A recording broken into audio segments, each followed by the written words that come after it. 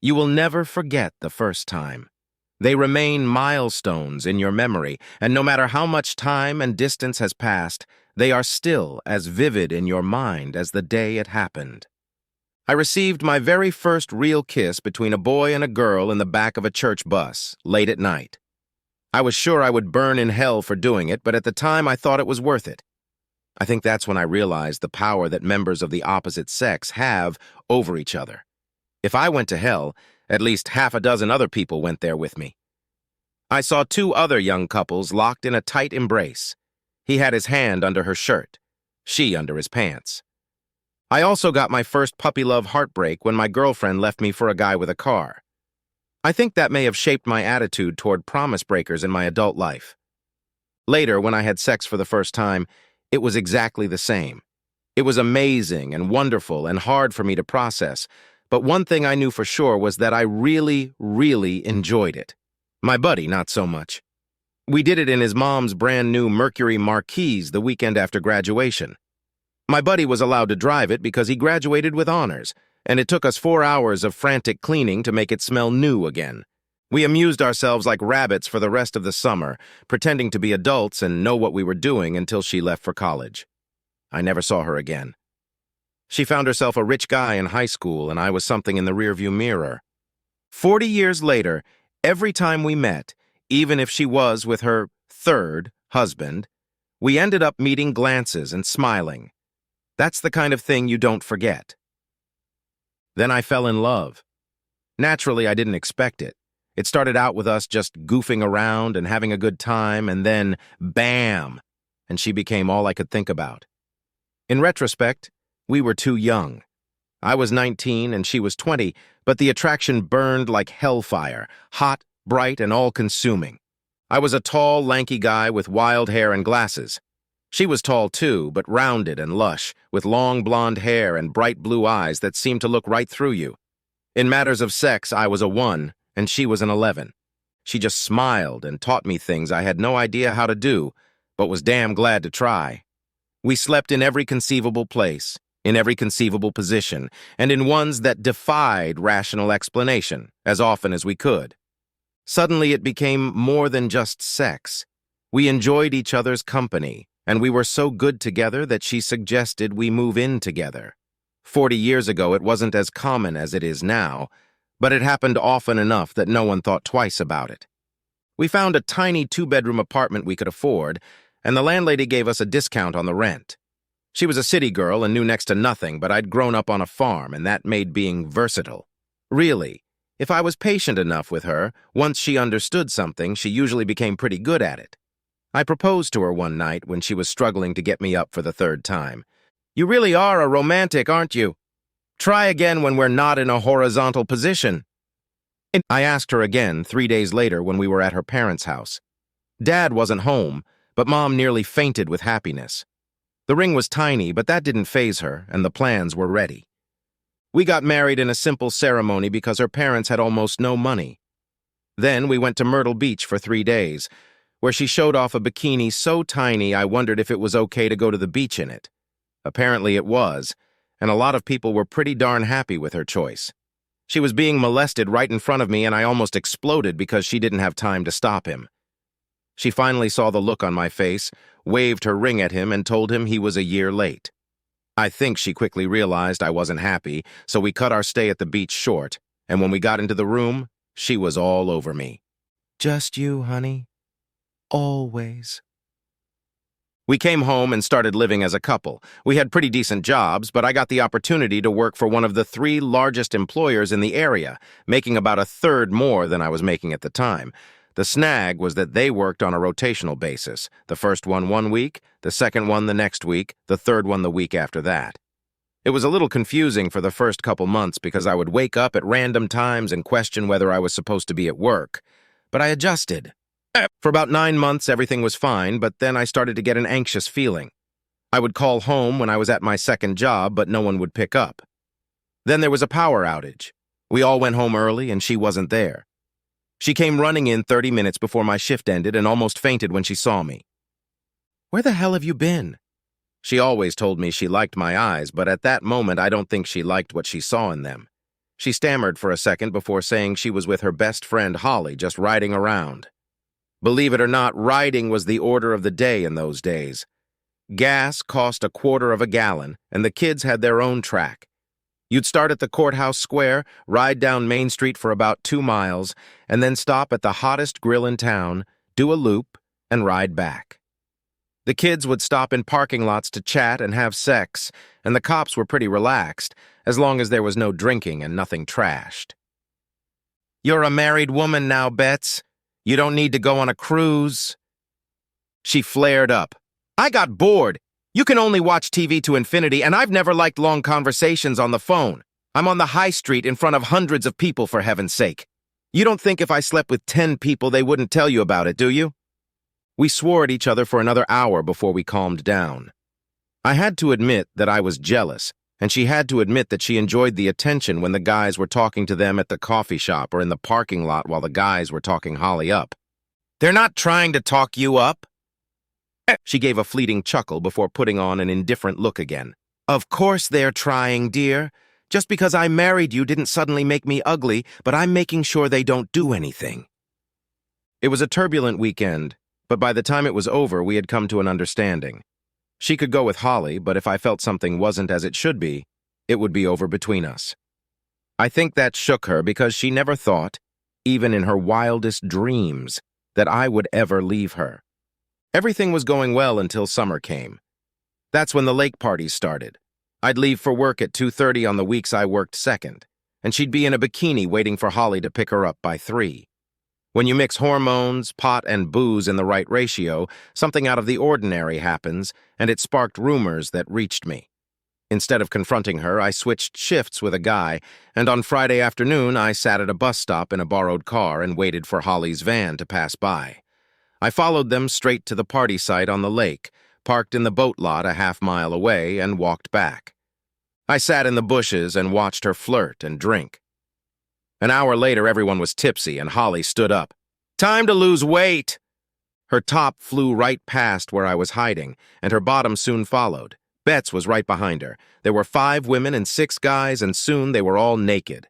It was getting dark, so I gathered up as many bathing suits and clothes as I could and went to the other side of the cove, stonewalling everything and wading in chest-deep water, then scrambling as far as I could.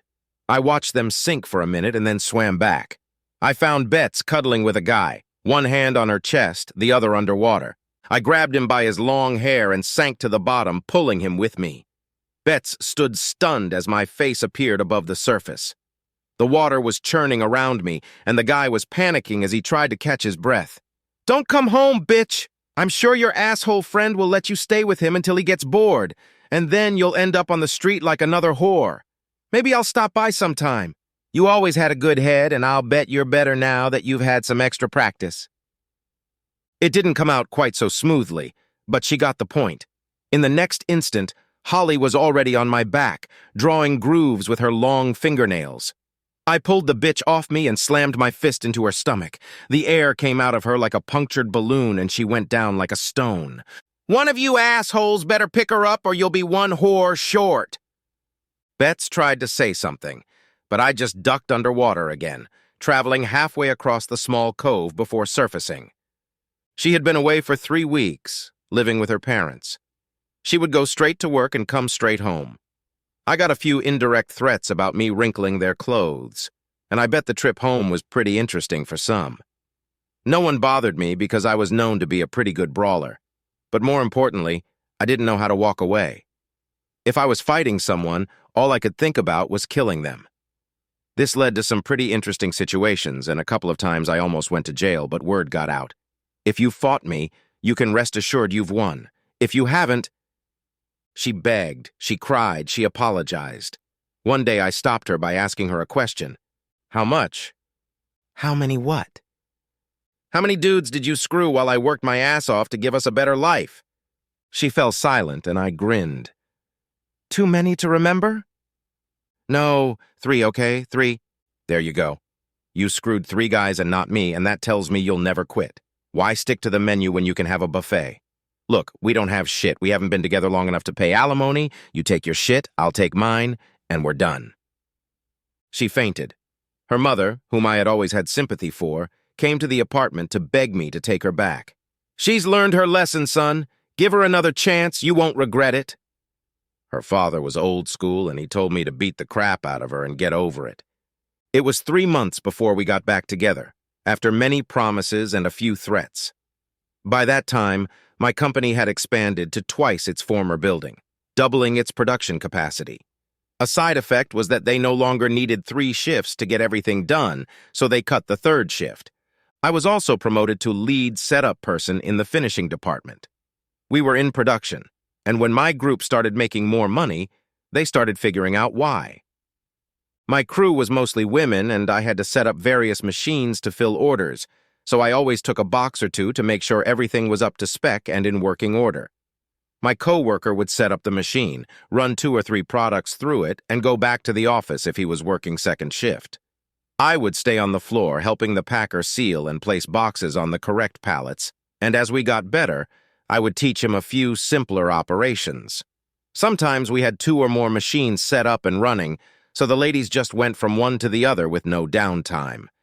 The packer and I were getting an average wage from what the line was producing, and were making $1 an hour more than our coworkers. It got to the point that if a vacancy came up, the women on the other shift would apply for a transfer. It got to the point where the other guy said to me, "You're making me look bad." I grinned. "No, you're doing it to yourself. You and Jesse need to keep your asses on the floor and help the girls out a little. Then you'd be making money."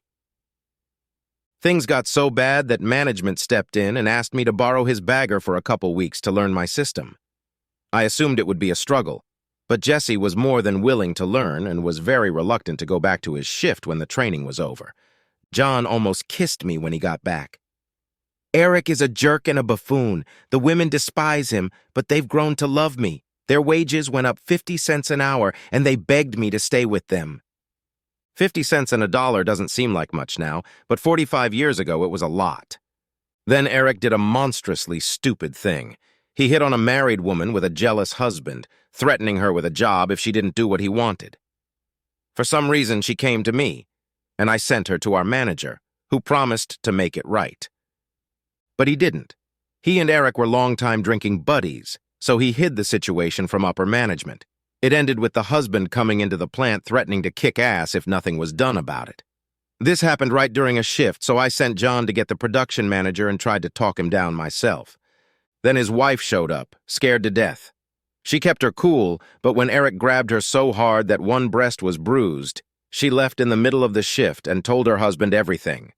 Eric walked in, saw us talking to the production manager, and turned pale. Then he tried to bluff. "What is she doing here? I fired her last night for insubordination and poor work performance." The production supervisor was a man in his early 40s, and he'd dealt with this sort of thing before. "Eric, you are a supervisor. You have no right to fire anyone. All you can do is document the situation and bring it to your supervisor. I think we should all go to the conference room and talk this over." He called our manager, the plant manager, and they all left. Her husband was still standing there. He was promised that they would handle the situation, and he could take his wife home for the night, with no repercussions to her job. I, on the other hand, went to my job. The next day, Eric was no longer with us, and the finishing manager was on probation. The production manager called me into his office. "Sabrina said she told you about the situation and you went through channels referring her to the finishing manager. Is that true?" "Yes." He sighed. "Good. I want to ask for your help. You've trained John pretty well, so we're going to offer him Eric's job. You've also worked with Jesse, but he doesn't have the experience we need. We need you to work with both of them and train someone to fill John's old position. Will you help? I'm thinking maybe shift work to start with, at least 2 months. We'll make it worth your while." What does Bill think about that? Bill was the finishing manager. The production manager smiled. "Oh, he agrees. Do you agree?" That was another $2 an hour. I couldn't wait to tell Betts. Betts looked impressed. "So you got a raise and you're working double shifts. Is that some kind of promotion?" "Sort of. It'll make me look good in front of management. Who knows?" "Well, okay then. It'll be nice to have you home every night." For 2 weeks, I worked 12 hours a day, if not more. Things were going my way when another incident occurred. The finishing manager was unhappy that I was on probation and tried to take it out on me. It got to the point where I was under the machine fixing a breakdown. I had already switched the crew to another job, but this order was very urgent.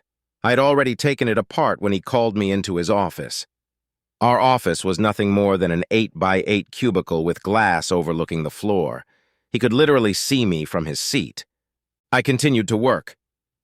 He called me again and then did something incredibly stupid. He whistled into the speakerphone and said, "My office, now." I finished the repair, told the new guy to get the ladies back to the car, and stormed into the office. He was about ready to rant, but I stopped him by getting right in his face. "Let me tell you something. If you want something to come when you whistle, you need to get a damn dog. Is it clear in here? So what do you want? You can't disrespect me like that. I'll fire your ass. You want respect? Earn it. Let's stay professional. I repeat, what do you want?" He ranted for 5 minutes, forgetting that the speakerphone was on. The entire plant could hear him, not just my group. "You're fired! Get out of here!" He was about to launch into another tirade when the door opened and the production manager walked in, followed by the plant manager. The plant manager reached over and turned off the speakerphone. He then turned to face the finishing manager. "You should make sure things like that are turned off before you rant. You want to tell me what happened here?" I called him on speakerphone to come to my office. I gave him a direct order. He didn't follow it, and then he came in and was rude to me. He looked at me. "Did he call you?" "Yes, he did." "And you came?" "I was at number 1, moving the shaft. I was right in front of him, and he could see me from his office.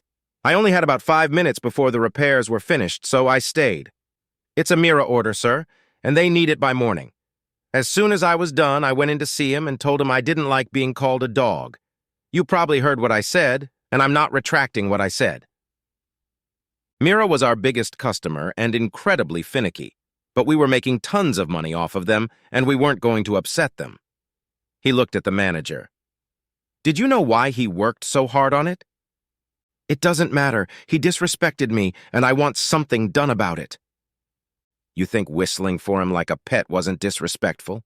Grow up, Bill. This is the real world." He turned to me. "You get back to work. Come by my office in the morning." Then he looked at the manager. "And you leave him alone so he can do his job. One more confrontation, and one or both of you will have to leave. Understood?" He didn't like it at all, but he shook his head. "I need to hear you say it out loud." "No more confrontations." He looked between us. "That's enough of that. Now it's time for us to go home. Jeff, make sure Mira's order is completed before you leave, okay?" "Yes, sir." If looks could kill, I'd be dead before I'd even taken 6 steps out of the office. I walked over to my packer and we helped the women finish the order, completing it a little faster than usual because we had enough people to do it. The next day I arrived a little early and waited outside the plant manager's office for a few minutes before he called me in to see him. He leaned back in his chair and just stared at me for a minute, then grinned. "I've had an interesting morning. I talked to the ladies on duty and they all told the same story, that Eric proposed to all of them and Bill did nothing about it, even proposing to a couple himself. When I contradicted him, he became furious and threatened to quit, and I let him. He tried to take it back, but I told him we would start a formal investigation, possibly involve the police, and he walked away. This puts me in a difficult position. For the foreseeable future, you're going to be the interim trim manager. I still want you to work shift work and train everyone, but from now on you must attend staff meetings every afternoon. Do a good job, Jeff, and maybe you'll get this position on a permanent basis. Interested?" Hell yes, I was interested. My salary was raised another $3, which was well above average for the times.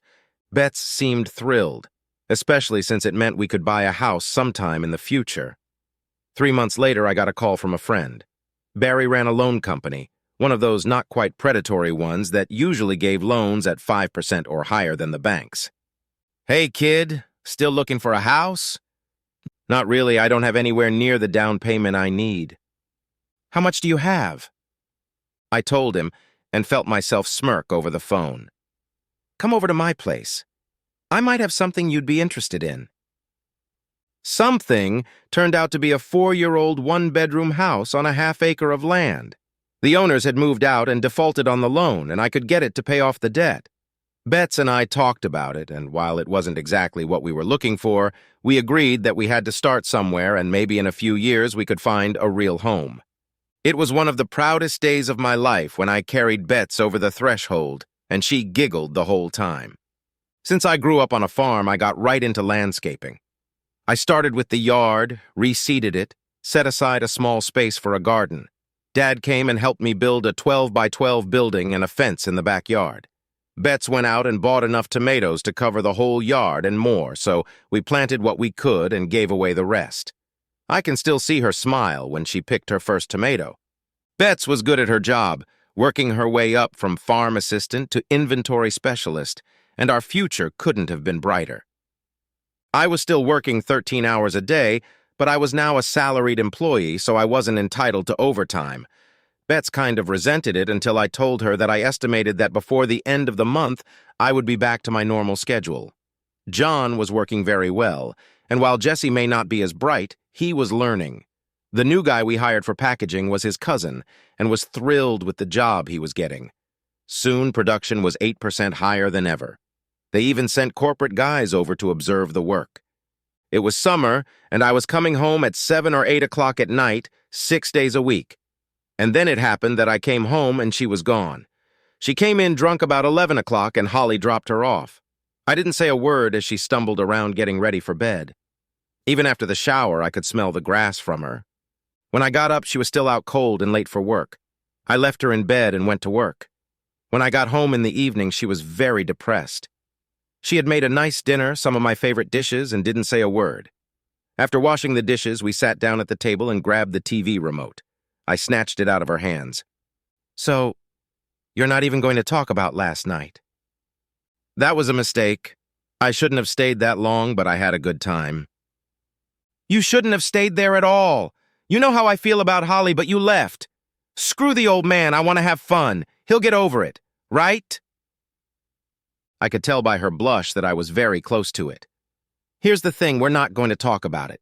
If you slept with some random guy, sooner or later it's going to come out. If you did, it's over between us. There won't be any more chances, understand?" She turned a little pale and promised never to speak again, but I could see the resentment in her eyes. Things were quiet for a while. Holly came to my work wanting to get a job and apologize. I couldn't wait for the interview. I let her chat for a while about what a good employee she would be before I stopped her. "Holly, you've been fired from 3 jobs in the last 9 months, all for attendance. You know how strict this company is about that, and I highly doubt you'll last 2 months. That's because you're still mad about me and Betts, asshole. She's not 90. She needs to go out and have fun once in a while. You need to relieve yourself and let her breathe. Yeah, she can breathe all she wants as long as she's with me. I know my schedule was crazy, but it's back to normal now. If she wants to do it with someone else, she's free to leave. Personal issues aside, I'm afraid we won't be offering you a position, Miss Walton. Good luck next time." She went straight to the plant manager, and he called me in after she left. "I take it you don't like that woman?" "I'd spit on the ground she walks on, but I'd dehydrate in less than an hour. She and I have a problem because of my wife, but that's not why I didn't hire her. Look at her work history." That was the end of the conversation. It was October before she slipped again. My company sent me to a plant 2 states away for a training seminar. I was anxious and nervous, but despite that, the 3 days were productive. When I got home, it was as if my mind had gone numb. It was an empty house and a note on the kitchen table. I really tried, but I met someone. I've already moved my stuff, so don't try to find me. I'll always love you, just not like I used to." Unfortunately, that didn't upset me as much as I thought it would. Instead of grieving, I went to bed and slept for 10 hours. When I got up, I looked around. She had removed all traces of her presence except for the picture of us together that she had left on my nightstand. It went straight to the trash can. A few weeks passed, and I think she was surprised that I didn't file a report. My opinion was that she wanted it. She should pay for it. I was too old and tired to go on cruises, but one evening I was driving through town and saw her and Holly in Holly's customized van. Holly made sure to ring the little bell hanging from the rearview mirror as she drove by. I thought it sounded silly. I headed to the drive-in to have a triple burger with onion rings, their specialty. A little while later, Holly ran past, alone, ringing her bell. By the time I was done, Betts, not noticing Holly, had rung the bell as well. One of the guys next to me laughed. "I can see the horny one ringing." Curiosity took over, so I asked, "Those two girls are the craziest, horniest women I've ever seen. They go on a cruise, hook up with a guy, and one gets behind the wheel while the other fiddles around in the van. Then they switch guys and drivers. They call that little bell the horn bell, and it rings a lot. I've gotten rides from both of them in the last month." I thought about it for a while, and had to admit that it had hit me more than I thought it would. But it wasn't my problem anymore, so I finished my burger and went home. The fact that Betts and I had broken up wasn't immediately known. I wasn't unattractive, I was in good shape, I had a nice car and my own house, albeit a one-story one, so the sharks started circling me. I'd dated two and heard that Betts had given one of them a good whipping. I wondered what it meant to her that I could have as much fun as she did. The week before Thanksgiving, she picked up a guy and they were together for almost a month until he dumped her. A few days before Christmas, she called me at work and asked if I would come over to her place in the next couple days. Apparently, she had a Christmas present for me. Curious as to what she was up to, I agreed. She collected little dove figurines, so I splurged and bought her a very pretty one, trying to rub it in her face that I had money for such things. She met me at the door in a tight mini dress, her hair done up just the way I liked it. The telltale flashes started right away because I knew that had to mean she wanted something. She sat me down at the table and brought me a beer, leaning over so that her breasts were in front of my face and I could get a good look at them. Very nice breasts. We talked for another minute before she handed me a gift, a rather nice watch. When she saw the dove, she cried, jumped into my lap, and kissed me hard. It was a terribly bad idea, but I hadn't had sex in a month, and despite all her other faults, she was an amazing slut. We ended up lying in her bed for 2 hours. She had a couple tricks she must have learned after we broke up. Since I was only doing it for pleasure, I appreciated it. When I finally gave in, she asked if I could stay the night. "Why? Obviously marriage isn't for you. Why would I waste my time with a dead horse? I'd rather just bury it and move on with my life." Betts began to cry, huge tears and tearful sobs. There was a lot of apologizing and pleading, and now you can call me a pissant because she got me. I promised her I would think about it, and we went to sleep. The next morning, she cried and said she was very sorry for what she had done to me, that she still loved me, and would do everything in her power to get us back together. She jumped up to take a shower, lamenting that it wasn't big enough for the both of us. I laid on my back and dozed off. The ringing of the phone woke me up, and I lay there listening to her end of the conversation. "Christmas party, and then another one for New Year's Eve at the Radisson. Do you have a number yet? I'd love to go."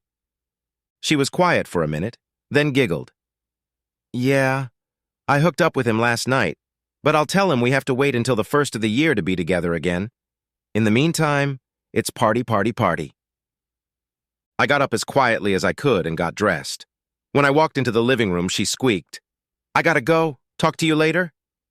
"Who was that?" "Holly. You know how she likes to talk." If it was Holly on the other end, her voice had definitely gotten deeper. Betts wrapped the towel around her hair and body, and as she stood, it fell off her. I looked at her long, smooth legs, gorgeous ass, and gorgeous bob, and sighed, realizing this was the last time I would see them. Deciding to ease her mind, I told her that I already had plans for Christmas, and maybe we should wait a little while before we got back together. She pretended to be sad, but she wasn't very good at it. I thought about it as I drove, her scent still lingering on me, and realized that I had just experienced another first in my life. The first time my heart was truly broken. Up until that moment, some irrational part of my brain had truly believed that we would eventually get back together and live happily ever after. Christmas and New Year's Eve passed. I never called, and I heard through the grapevine that her new lover had dropped her like a stone on January 2nd, so I wasn't too surprised when she called me at work. At home, I purposely didn't pick up the phone, let the answering machine answer. After the fifth message, I could hear the desperation in her voice. "Hey, Bets, how are you doing?" "You and me, I hope. I seem to remember some promises the last time I saw you." "Well, I've been pretty busy at work. One of my stand-in guys and I have been working tirelessly, so romance has taken a back seat." There was silence, and I continued before she could finish. "Oh, I have to go. There's an urgent matter on the line. I'll call you later." For the next 2 weeks, we played the phone game. One evening, she called and looked very depressed. "You're not coming back, are you?" "No, I'm not coming back. I'm tired of being treated like a pinball that you can throw one way or the other. When you blew me off at Christmas to go have fun, I realized that even if we were together, you'd start over sooner or later. So that's it. Goodbye." I'm sorry for the way things turned out, and I'm willing to take some of the blame because of my work schedule, but most of the blame lies with you. Every time you had a choice, you made the wrong one. Goodbye, Bets. Maybe in the future you'll find a guy who will let you play. She was crying and trying to speak when I hung up the phone. There was one more chapter to this little story. The day after Valentine's Day, she came in and woke me up pulling my long hair and giving me all kinds of hell. I finally woke up enough to pull her off me. "What the fuck is wrong with you? You have to give me the key back before you leave, and that's going to be pretty soon. What do you want?" Turns out, no one had invited her to Valentine's Day, and I had to step in. "I'm sorry you're dating such a cheap bastard that he dumped you 2 days before the big night, but really, Bets, we're not together anymore, so why should I give a shit about it? Give him a week and he'll be back to sniff things out.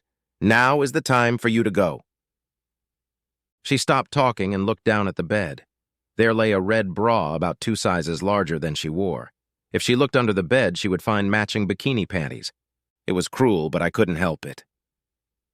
"Yeah, I had a really good Valentine's Day. Now shoo, she'll be back any minute and I don't want an awkward situation." I walked her to her car and smirked as another person pulled up beside her. "Who was that and why was she crying?" "My soon-to-be ex-wife. I guess her Valentine's Day wasn't as good as ours." Crystal knew the story and chuckled, then pulled me back into the house. Why was I thinking about all this? My granddaughter was lying in her grandmother's arms, crying from heartbreak. I looked at them and grinned. You know what's even better than first love? The last one. I'd been with this woman for 40 years and prayed I'd have that many more. This was based on my first marriage and 2 other couples I was around when I was younger. My first wife recently died of COVID. She reformed and married a good man after he and I survived 3 others. She married 6 times if you count the one guy she married twice before it worked out. Rest in peace, Deb.